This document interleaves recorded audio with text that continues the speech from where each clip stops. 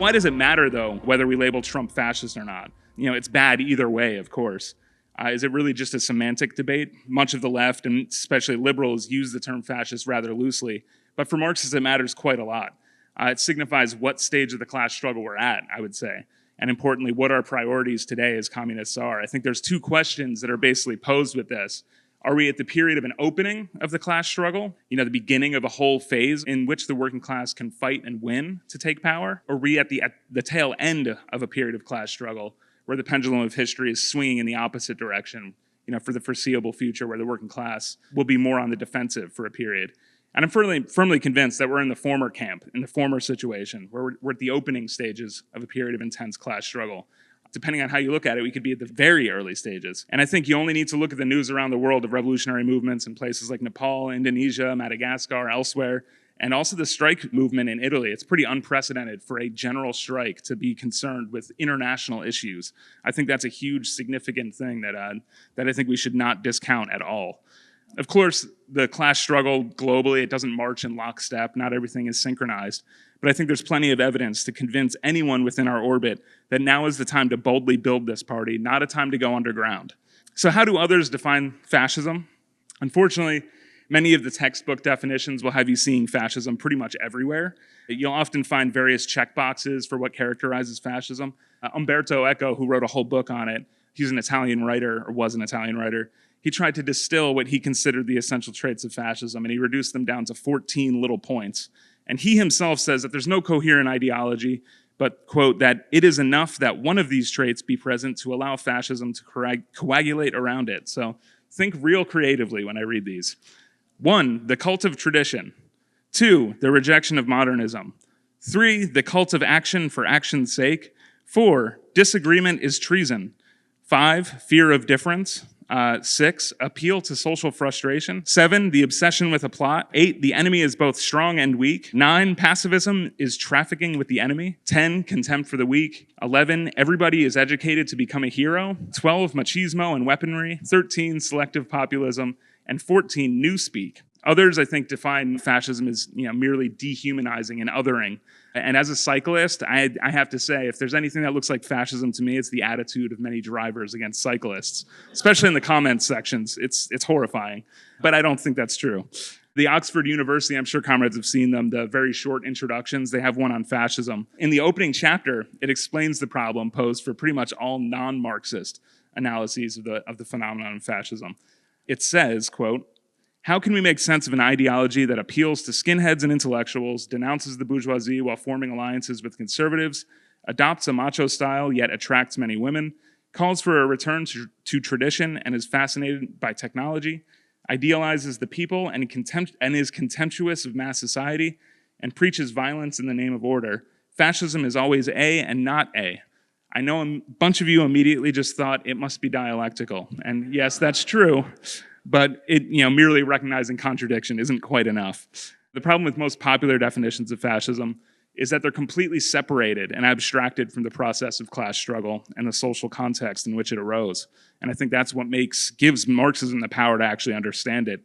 Ironically, for something that came to constitute a mass movement in several countries in the 20s and 30s, they look for the magic ingredients everywhere but society itself.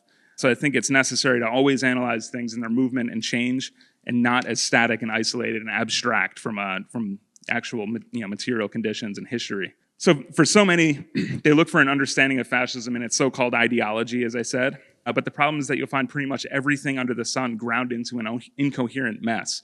There's a good quote of Trotsky's. He understood the limits of understanding fascism through its supposed ideology. But he once described fascism as, quote, "composed of all the putrid vapors of disintegrating bourgeois society." He had a way with words. We can't define it as hyper-machismo, racism, xenophobia, because these things are very present in society today. I mean, how do we explain the Jim Crow South or Japanese internment or the Chinese Exclusion Act? Like, that wasn't fascism, but it was horrible, and it was racist, and it was xenophobic, but doesn't quite fit into the same category. So I think it's damn near impossible to actually define it as a body of ideas, an ideology, or an attitude like so many attempt to do. Although I think it is arguable that if there is one unifying feature of the fascists of the past, it's that they were practically opportunism embodied. Nothing really mattered for them other than taking power. Outside of that, pretty much everything was on the table. They could use any slogan to rhetorically appeal to any and everyone just for the sake of holding a mass movement and building a mass movement. I think that is something that is maybe a common trait. And it's for this reason that I think we see the confusing usage of words and rhetoric that they stole from the workers' movement. It was the only way they could actually build a mass movement. After all, the ruling class is not going to do the fighting themselves. And I think in Italy, Mussolini in particular was clever, given his history as a member of the Socialist Party. Before World War I, he was actually on the left of the Socialist Party. He was the editor of Avanti, the main newspaper of the Socialist Party. And as we'll see, a lot of his actions, you can see that he knew very intimately and exploited the cowardice, basically, of the reformist leaders of the Socialist Party. He kind of knew them better than they knew themselves in some ways. Mussolini was fond of the rhetoric of revolution and action. And I think in this, you can see some of the strands that eventually fed into fascism early on from actually the anarchist movement, the propaganda of the deed kind of idea. In Germany, you saw the Nazis. They started out as a party called the German Workers' Party. Of course, they had a hard time recruiting workers because they thought they were a bunch of whack jobs, which was absolutely true. And of course, the strength of the Social Democrats made this particularly difficult for them. So they had to turn to the countryside, to find a better audience among the rural middle classes. And I think it was in 1923, it could have been a little bit earlier, but they added National Socialists to their name in an attempt to widen their appeal, especially to socialist workers, or disillusioned socialist workers, I should say. They presented themselves as specifically as a different kind of socialism compared to the Social Democrats, one that emphasized nationalism, something fundamentally different. And in Spain also, where anarchism had a much stronger base in the workers' movement, many of the fascists had to describe themselves as national syndicalists. I don't think that's an accident. Other things that really characterized the fascists, I think, was a rejection of philosophy and principles altogether. The slogan of the black shirts was "Me ne frego," which means "I don't care." Given this mishmash of ideas, a lot of people will cite the charisma of people like Hitler and Mussolini as a defining element. But of course, if we restricted ourselves to just the History Channel documentaries, this might have an element of truth to it. But a mass movement isn't something that's a particular individual or a small party can just will into existence, even if you're David Lee Roth. That's Van Halen, by the way. Of course, the role of the individual does play a certain role, but what is key is the social circumstances in which those individuals find themselves. If we reduced history-changing events to the strong will and determination of individuals and small groups, I think we would have led the working class to power a very long time ago. But as we know so well, objective reality can be a real pain in the ass when you're trying to change the world, regardless of your political affiliation. So if it's not enough to define it as an ideology, the charisma of its leaders, it's not, just the, random reactionary chief of police of Malibu or something like that. So what is it? And I think for Marxists, the good shorthand is fascism is a social phenomenon that arises from the class struggle. A short definition doesn't capture it all, but here's some pretty good quotes that I think that do capture it. From Felix Moro's Revolution and Counter-Revolution in Spain, which I highly recommend. He says that fascism is, quote, the last resort that the ruling class turns to when the continued existence of the workers' organizations is incompatible with the continued existence of the capitalist system. I think that is a pretty good one-sentence answer. Trotsky also had a good, succinct response to this. He said that fascism is a specific form of counter-revolutionary movement of the petty bourgeoisie which appears in a period of deep crisis. But of course, any shorthand definition doesn't quite capture it. They can be easily misunderstood. So I think what's important is that we find the specific characteristics of a given phenomenon so we can seriously measure up what we're against, assess how to fight it and how to win. So what makes fascism unique as it relates to other kinds of dictatorships, I think this is a really important thing to clarify. And I think specifically addressing the importance of this question, Trotsky had another great quote. He said, "He who operates blindly in the domain of theory with abstract categories is condemned to capitulate blindly to the facts." And he's referring specifically, I think this was in Wither, France, where they characterized various different regimes as fascist prematurely. And I would say instead of capitulating just blindly to the facts, the danger was that they capitulate very much against their will to the facts. So we understand, to understand fascism a bit better, I think we have to compare it to the classic Bonapartist or dictatorial regimes. The academic Ruth Ben-Ghiat, she's been in the news a lot lately. She's an expert on Italian fascism, an academic. She's been commenting on Trumpism a lot. And she doesn't really distinguish between what she calls authoritarianism, what we would call Bonapartism, and fascism. She sees them as kind of the same thing. But I think that the difference is actually very important. The defining feature of fascism is that it comes to power on the back of a mobilized mass movement that is capable of physically crushing the workers' movement. After these movements succeed in doing so, the regime demobilizes its mass base. This is almost a universal thing that we saw. At this point, they become what Marxists describe as bonapartist regimes, living basically on the inertia of smashing the workers' organizations and dispersing the working class and putting them on the defense. So I think whether Bonapartism arises as a result of a fascist mass movement or through a military coup, Bonapartism on its own, in the simplest terms, can be described as a situation where the state raises itself above society after a tense stalemate in the class struggle. But as I said, Bonapartist regimes don't typically involve a mass movement to come to power. That is the thing that is defined by fascism. In normal times, democracy is the cheapest form of capitalist rule, and I think that's a good reason why the ruling class is not so comfortable moving in those directions. If you have the working class majority content to vote every few years, and they're provided with the illusion of at least a degree of control over society, there's no need for a costly dictatorship. And the armed bodies of men required to uphold the rule of the dictatorship of capital in a bourgeois democracy, it's just too expensive. But revolutionary crises, of course, make this difficult. And Bonapartism is obviously named for Napoleon Bonaparte, and it was something seen as far back as the establishment of the Roman Empire with Julius Caesar. But in capitalist society, it's characterized as a situation in which the working class is too strong for the ruling class to defeat, but the working class lacks the leadership and unity necessary to actually take power. And you see this arise in a lot of revolutionary movements throughout history. In these circumstances, a layer of the state usually seizes power in a coup and imposes a new government to balance between the classes. And importantly, like fascism, all of this is done with the purpose of saving capitalism. An important detail of Bonapartism, I think, also is its inherent instability. Usually the dictatorship is used to attack the working class through police operations. It's essentially rule of the sword or bayonet, but with no strong base of mass support. Because of this, these types of regimes necessarily take swats at layers of the ruling class as well, to give crumbs to placate layers of the working class and middle classes. And there's a famous quote that is often used to illustrate the instability or the dynamics, basically, of Bonapartism, and it actually comes from one of Napoleon's foreign ministers, Talleyrand, who once made the observation that you can do many things with a bayonet, but you cannot sit on it. Basically, you can't rule exclusively through the sword. And it's for this reason that Bonapartism is always characterized by instability, wavering, and crisis as it seeks to placate different layers of society to justify its rule. And it's also for this reason that Bonapartism is also limited in its ability to smash the working class and its organizations. These regimes typically have to court the leaders of the workers' organizations to maintain control. And I think a good example of that is Primo de Rivera, the dictator in Spain before the Spanish Revolution. The leader of the Socialist Party, Largo Caballero, was his labor minister in this dictatorship. As I mentioned, these regimes can last for a prolonged period due to inertia, and in the context of a boom of capitalism, I think is an important thing as well.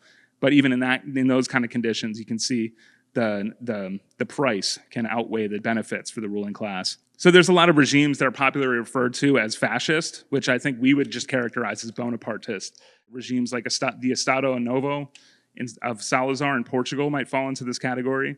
The regime of the former socialist turned hardcore nationalist Pilsudski in Poland in the 1920s, Imperial Japan, Pinochet in Chile, Perón in Argentina, many others. A lot of people will refer to them as fascist, but they didn't come to power on the basis of a mass movement, which makes them fundamentally different. Of course, all these regimes have unique characteristics and forms, but in content, it's the rule through the strong arm of the state. But what makes fascism different, as I said, whipping up the mass movement of the petty bourgeoisie to seize power, with not only popular support, but also, importantly, a mobilized violent mass movement to directly confront the working class organizations. So just going to fascism in history, there were some predecessors that I think are worth noting to the full-blown fascism of the 1920s and 30s. Classic example that many comrades, I'm sure, are familiar with are the Black Hundreds in Tsarist Russia. They were armed and organized bands of rabid reactionaries, financed and backed by the Tsar himself, who read about their exploits with enthusiasm. They carried out pogroms against Jewish villages, attacked the workers' organizations, and they had kind of a big upsurge after the failure of the 1905 revolution. Another classic example is the Freikorps in Germany, demobilized soldiers who basically played a reactionary counter-revolutionary role. The short-lived regency of Carnaro in Fiume after World War I, led by the Italian writer Gabriele D'Annunzio in 1919. And he's actually the original guy who took the title Il Duce, inspired Mussolini big time. But fascism proper, we would say, and then arose in the 1920s and 30s, and it always arose in the aftermath of the failure of the working class to take power. And in innumerable examples, it was only after repeated failures of the working class to seize power that conditions were ripe for the constructing of a mass fascist movement out of layers of enraged and desperate petty bourgeois middle-class layers. It's for this reason that I would say that fascist Italy, Nazi Germany, and Francoist Spain are probably the best examples of fascism. Importantly, in addition to the context of failed revolutions, the size and weight of the middle class in society is very important for fascism. Farmers and peasants, small business people, intellectuals, professional layers, and others who in the early 20th century, even in the advanced capitalist countries, represented a very large portion, if not majority, of society. So in the 20s and 30s, even students and teachers were layers that largely supported fascism. And you can see how much things have changed. The class balance of forces has drawn those layers more towards the working class. The number of grad student unions, they've long been the forefront of the labor movement in the past 10 years or so. In the 20s and 30s, in Italy, around 50% of the population were peasants, whether landless or small landholders. I couldn't find the specific numbers, but I would guess the peasantry represented an even larger layer of Spanish society during the Civil War, and many of them were won to the revolution. In Germany, which was far more industrialized of a country, more comparable to the United States at the same time, farmers made up about 30% of the total population, but in places like Bavaria, where the Nazis would eventually get large base of support, farmers made up 65% of the population. Compare that to today, where in the United States, it's 1.4% of the population are farmers. And of course, the vast majority of people working in agriculture are basically just workers. It's practically factory work at this point. As for small business people, in Germany in the 1930s, they accounted for about 13% of the population. Italy and Spain would likely have had higher numbers. In the US today, the number is about 8% officially, but that's a pretty hard number to actually calculate because this also includes workers with side hustles, people who have maybe an LLC and sell art on Etsy. They would be considered middle class or small business people, even if they have a day job. And the numbers also get distorted by self-employed contract workers, who are effectively exploited by big business. The only difference is that they pay all of their taxes instead of just a portion of their taxes. That would otherwise be paid by their employer. I think a chief characteristic of the middle classes in society, though, is that they are on the one hand ground under the crushing weight of big business, the monopolies and the banks. They recognize that they're not friends with them. But on the other hand, many of them are petty exploiters of labor themselves. Crushed on the one side by big business, they also resent the wages they have to pay their employees. So there's a lack of clear ties of solidarity for the middle class, tying them to both big business and the working class. And I'd say in normal, stable periods, the middle class is content to basically passively go with the flow. In periods of revolutionary crisis, the middle class is capable of easily being won over to the side of the working class, and history has demonstrated this time and time again, provided that the working class has a leadership offering a program that can address their genuine concerns. And this is an important thing in Italy in particular, as we'll see. Fascism arises only when large sections of the middle classes lose faith in the working class and its organizations to move society forward.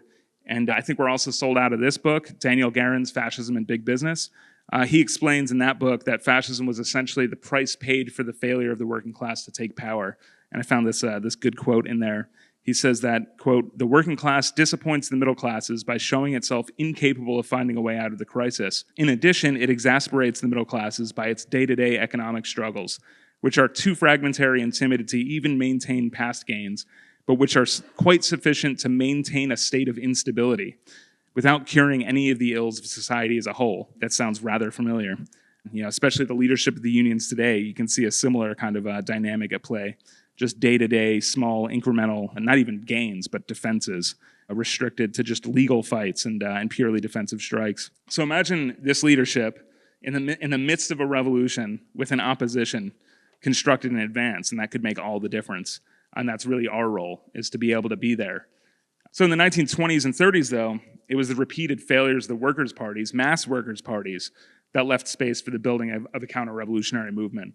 In all instances where the fascists became mass movements, these conditions prevailed. So I'll get to some of the specifics, and I'll start with the events in Italy, focusing on Italy and Germany, but starting with Italy. It's naturally the best place to start. It's where the term comes from. And just some fun facts is the term fascism comes from the fasces, which is like a symbolic bundle of sticks with an axe in it. It symbolized strength and unity, actually, in the Roman Republic. It was a big popular symbol in the American Revolution. It had much more democratic connotations before. And as I'm sure you guys all watch C-SPAN very often, that fun channel, you'll see actually two fasces on the wall of Congress, which is kind of weird. If you didn't know that some of that history, you'd be like, whoa, what the hell? It used to be on the back of our dimes before World War II, before they added FDR to it. And so back to Italy. It's impossible to really overstate how important it is that the rise of fascism in Italy was preceded by what's called the Biennio Rosso.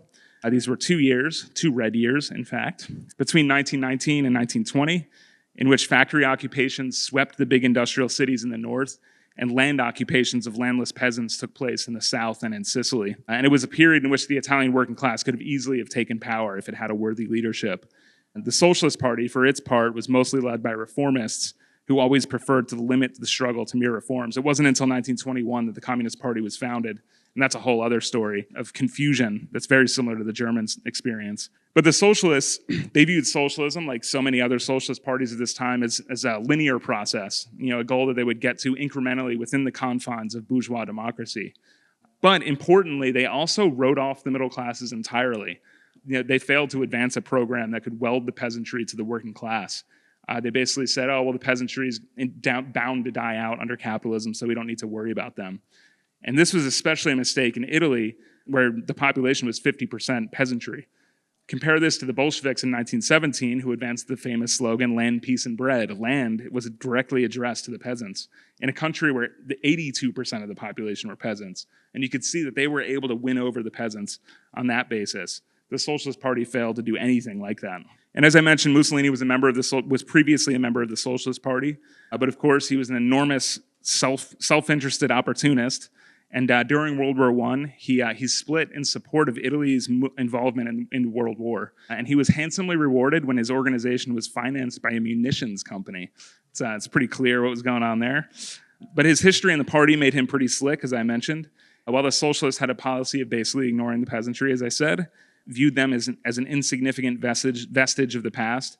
The first program of Mussolini's fascists in 1919 was actually a relatively progressive one. They tried to pry the landless peasants from the influence of the Catholic Church and the socialists with this program. They actually took up the slogan, land to those who till it. Of course, it was all empty rhetoric, but it was an opening that was left by the socialists that Mussolini exploited. So in 1919, the fascists had about 17,000 members, pretty small at this stage, mostly organized into their militia, which is called the squadristi, or the black shirts is more typically used. They weren't concerned at all with parliamentary politics early on. They found ready support early on from big business, who basically used and financed them to crush strikes and to beat and murder socialists and communists. I think a lot of comparisons could be drawn in these early stages to the Pinkerton detective agency here in the US, basically hired thugs basically to break unions through the late 1800s, but they still exist today, I think, but organized in some ways as a political party. So one of the first big acts of Mussolini's fascists was actually to raid the offices of the Socialist Party, Avanti, where they killed 4 people and injured 27. But at this stage, the class struggle was still heating up. It wasn't yet time for them to take power or an opportunity for them to. So during the following 2 years, over 1 million workers participated in strikes throughout the country. The state and ruling class were effectively paralyzed, especially in the industrial cities, by this massive upsurge. And they were compelled at first to cut deals to get a handle on the situation. They passed wage increases. The 8-hour workday was one. Elements of workers' control were conceded by big business to one degree or another. But alongside all these negotiations with the workers' leaders, the industrialists and the landowners continued to back the fascists to put down the movement in blood. They were given, in particular, money, but trucks and guns.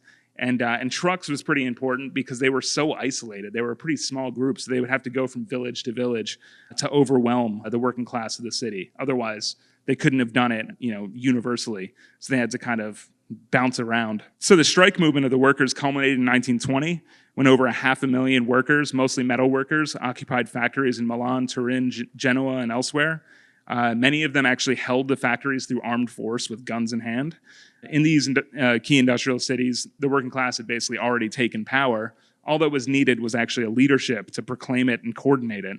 But through all this, the leading union, the CGL, and the Socialist Party criminally only used factory occupations as a bargaining chip for higher wages, not for actually taking power. It wasn't a time for getting better deals for workers. It was a time to prepare and plan for the actual seizure of power at this stage. But given this failure, the movement began to ebb, and the fascists ramped up their terrorist punitive expeditions with the full support of big business, enthusiastic support, really. And in the 1921 election, Mussolini's fascists gained 37 out of 535 seats, so they were still a pretty small party electorally. But they were invited by the liberals to join their coalition. Important history of the liberals there. The coalition included pretty much every political party but the socialists and communists, who together had won about a third of the vote in the country. And the communists were a very new party at this point. So by 1922, with the help of big business, the black shirts had become a mass force eventually, estimated to a number 350,000 at this stage. And just for scale, that's about 2.8 million in the US. Can you imagine 2.8 armed fascists? It gives you a sense of the scale. So with the menace of fascism on the rise, it's worth noting that there was a formation of organic armed mass movement of veterans called the Arditi del Popolo, which means like the brave ones of the people. It was a movement of veterans who were opposed to the fascists, and at their height, they numbered 20,000. Not so big, but the Socialist Party and Communist Party, which had been founded the previous year I mentioned, they failed to win over this movement and encourage this movement. Instead, they actively dissuaded their members from participating. That was the role of the socialists. They argued that they needed to pressure the liberals and pressure the king to stop the fascists.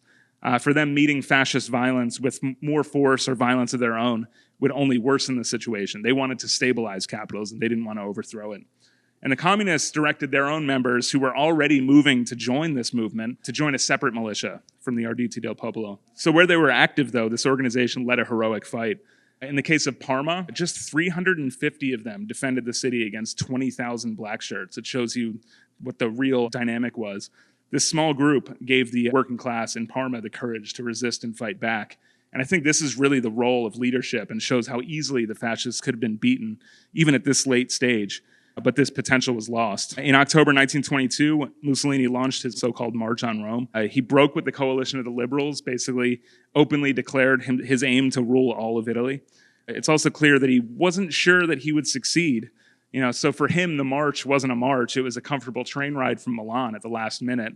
He didn't join the tens of thousands of fascists actually marching to Rome because he was worried that it wouldn't succeed, it shouldn't have succeeded, frankly. The socialists merely called on government officials to ban the fascists, which of course they had no interest in doing.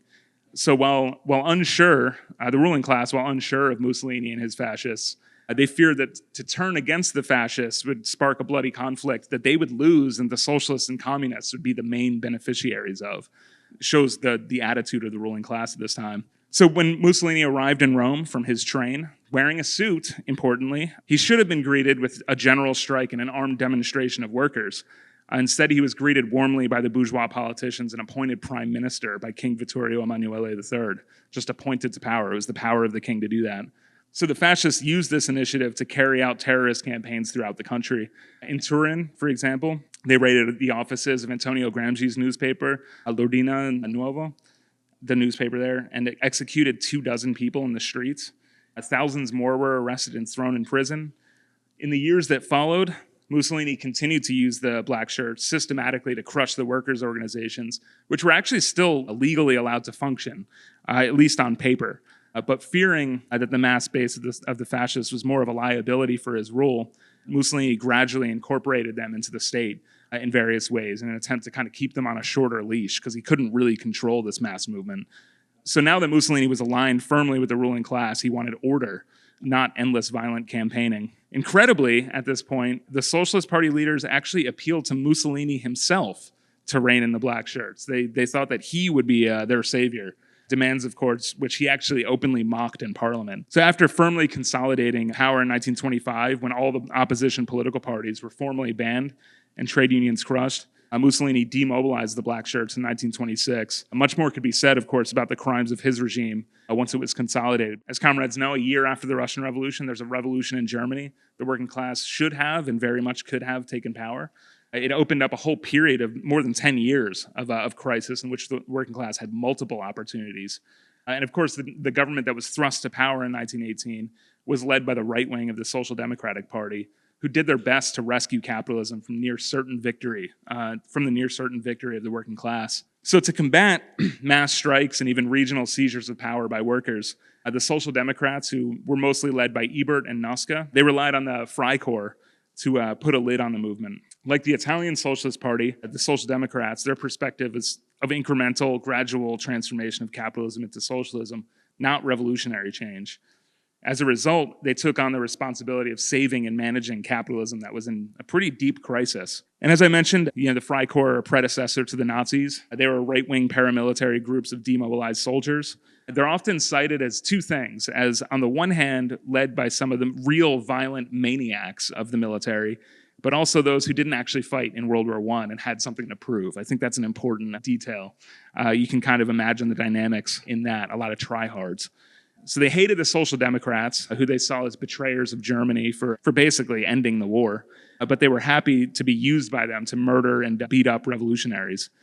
So the Freikorps were responsible for the crushing of the premature attempt of workers in Berlin to seize power in 1919, and they also murdered Rosa Luxemburg and Karl Liebknecht. They were used a few months later against the short-lived Bavarian Soviet Republic. They killed 600 people there.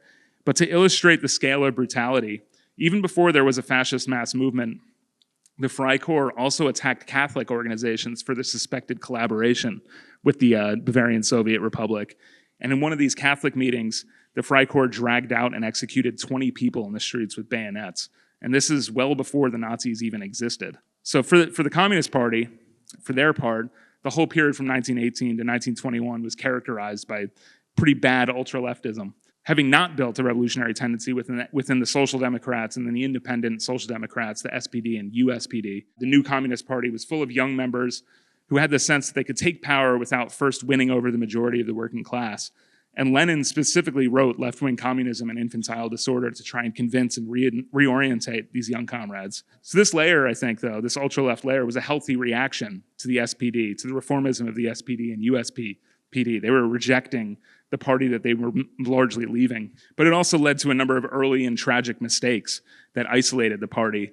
And I think, it's said that ultra-leftism is the price that the movement pays for opportunism, and this was clearly a reflection of that.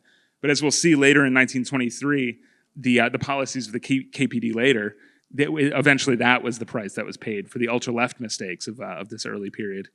It's also worth noting that throughout the early years of the Weimar Republic, the Social Democrats presided over very unpopular governments. And when they weren't leading the government, they participated in coalitions with bourgeois parties. In their task, as they saw it, was basically to manage the crisis of capitalism, not to overcome it through revolution, as I've said. So absurdly rotten was the leadership of the SPD that in 1922, the Social Democratic president, I think it was Ebert at this point, appointed businessman Wilhelm Kuno. He wasn't a member of a political party. And basically the idea was to establish a technocratic government, basically to lead Germany. And of course, all these governments failed to address the economic problems for workers and the middle class that they faced. And in 1923, it all came to a head when the potential for revolution was very much on the agenda once again. In 1923, the German government defaulted on its reparation payments, and the French state scandalously occupied the Ruhr region. And alongside this political crisis, there was rampant hyperinflation. Inflation ate into the wages of workers, and I think significantly, it also ate in even more so into the incomes of farmers and small shopkeepers. And this was the year made famous by stories of wheelbarrows. You learn that in high school, to pay for a loaf of bread. And to give some numbers to this, a loaf of bread that cost less than 1 mark in 1918, by 1923 cost 201 billion marks. It's really hard to exaggerate. Some of these numbers I couldn't even believe. So in 1922, the exchange rate was $1 to 320 marks. Pretty bad, right? Pretty bad. The next year, it was $1 to 4,210,500 million. I've never actually said a word that big before. It doesn't sound right. But yeah, one unique dynamic of this was that unionized workers and workers with contracts were actually able to raise their wages and strike for higher wages, and they often did. So the result was that many workers actually had higher incomes than small business people. So it was a pretty ripe conditions for the middle classes to really feel the pinch and really feel a sense of impatience, especially with the workers' parties. So in May, a political strike wave erupted throughout Germany and demanded the downfall of the Kuno government.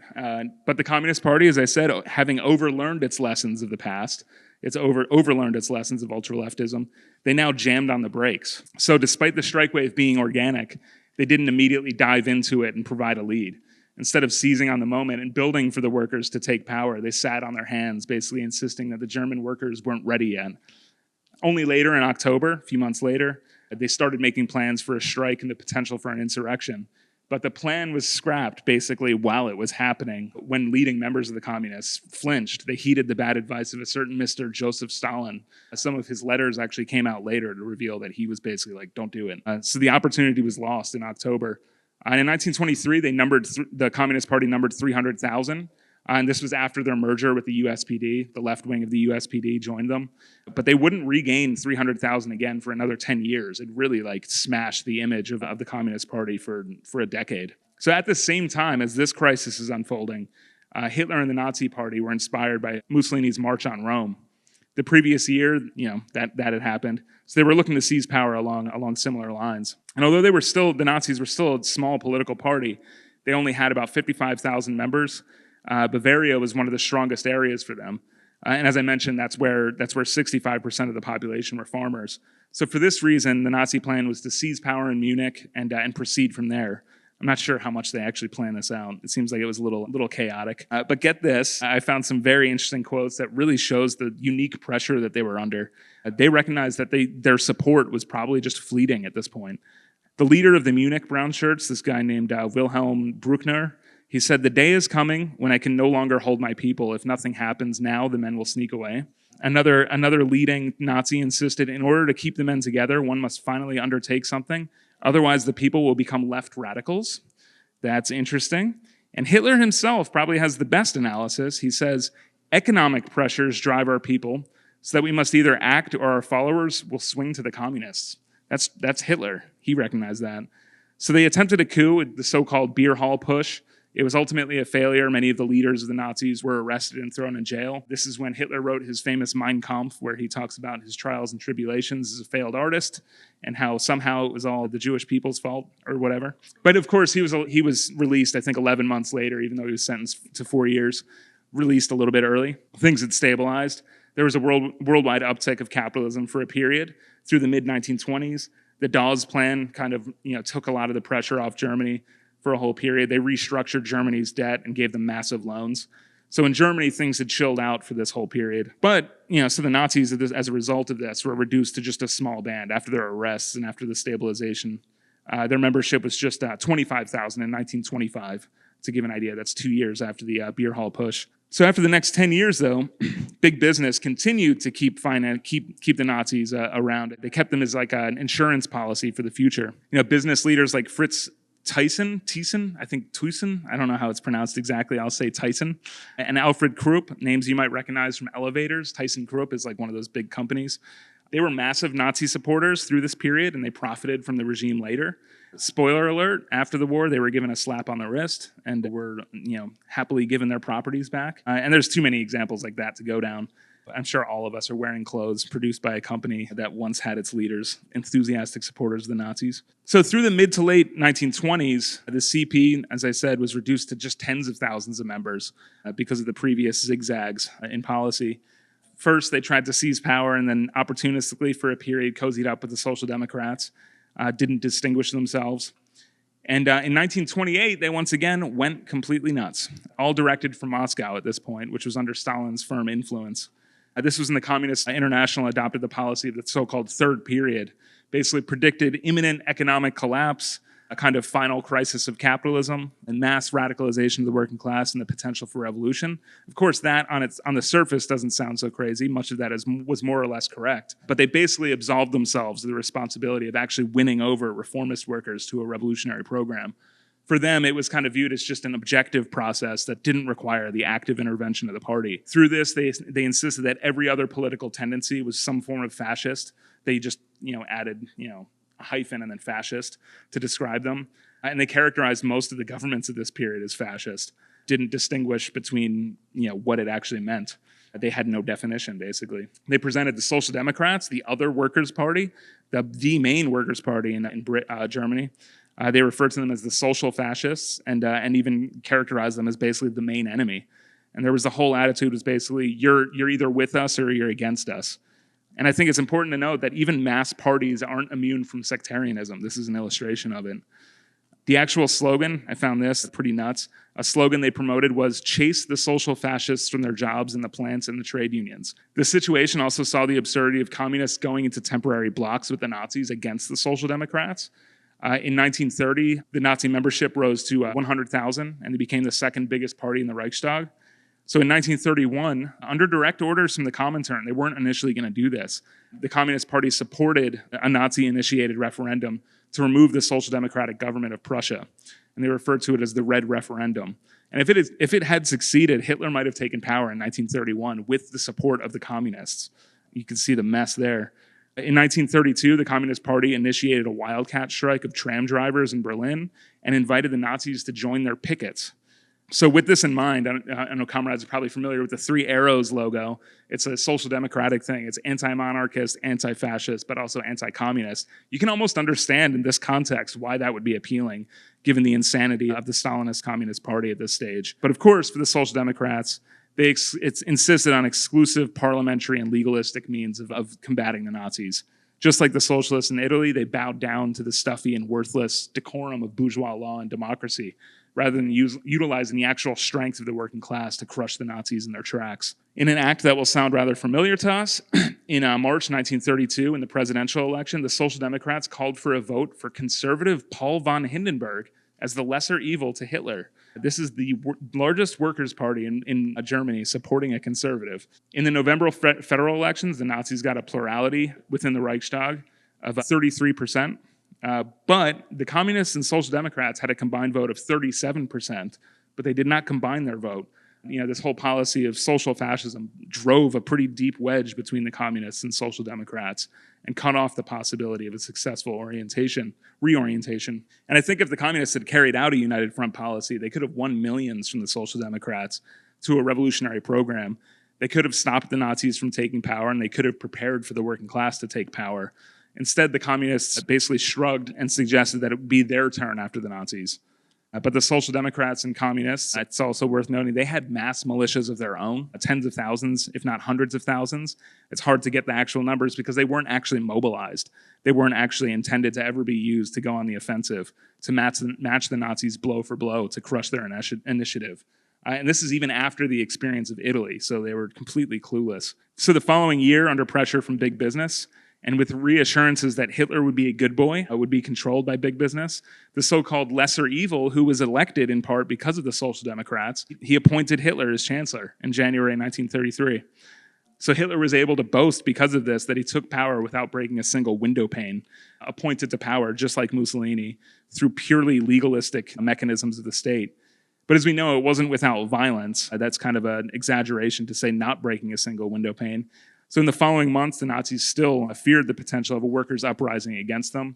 There was the false flag burning of the Reichstag, which was very likely was carried out by the Nazis and blamed on communists. It was used to consolidate the regime, and the brown shirts unleashed a campaign of violence, mostly directed at the communists at this early stage. But what's interesting is they didn't actually formally ban the communists from the Reichstag at this early period, and there's a pretty interesting reason why. One of the factors is because they knew that the communists, even at this late stage, still wouldn't form a united front against the Social Democrats. So they saw it as a useful way to continue dividing the workers' movement. So they used the communists to divide the workers. In May 1933, this is also a bizarre fun fact, Hitler organized the first official May Day celebration in Germany. And the very next day, the brown shirts stormed the offices of the Social Democrats and trade unions throughout the country, arresting its leading members, many of whom ended up dying in the early concentration camps. After this dirty work was done, the dictatorship was essentially consolidated. The job was done. It was time for Hitler to dispense with the mass base of the brown shirts. And after using all sorts of revolutionary and socialist rhetoric, by the time they took power, the brown shirts numbered an incredible 3 million members. That was, at that time, because of the limitations of the Treaty of Versailles, that was 30 times bigger than the German army. It's the equivalent of having 5 million members in the United States today. It's pretty hard to imagine that.